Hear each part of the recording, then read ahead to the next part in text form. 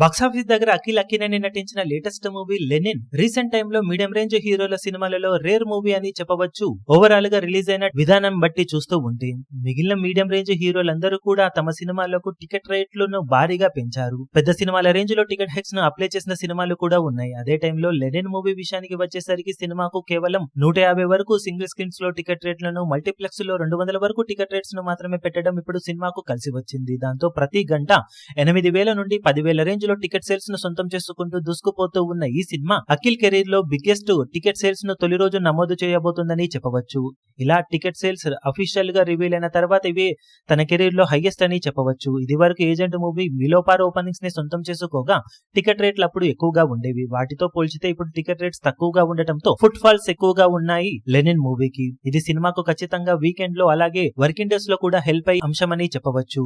Ticket rates ఇలా normal గా ఉండటం వలన ఫుట్ ఫాల్స్ ఎక్కువగా దక్కే అవకాశం ఉంటుంది. కలెక్షన్స్ ఇనీషియల్ గా కొంచెం తక్కువగా వస్తున్నా లాంగ్ రన్ పాజిటివ్ టాక్ కనుక వస్తే ఫ్యామిలీ ఆడియన్స్ ఈజీగా ఒకసారి చూడడానికి థియేటర్స్ కి తరలి వచ్చే అవకాశం ఎంతైనా ఉంటుంది.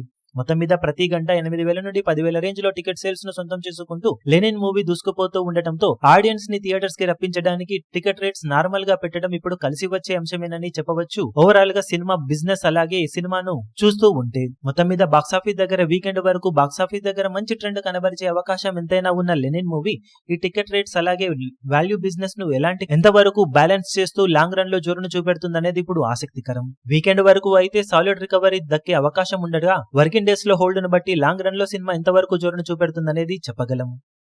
ఈ వీడియో మీకు నచ్చినట్లయితే లైక్ చేయండి, షేర్ చేయండి, ఛానల్ ను సబ్స్క్రైబ్ చేయడం మాత్రం మరవకండి. ఏ చిన్న అప్డేట్ ను మిస్ అవ్వకూడదు అనుకుంటే బెల్ ఐకాన్ ను ప్రెస్ చేయండి.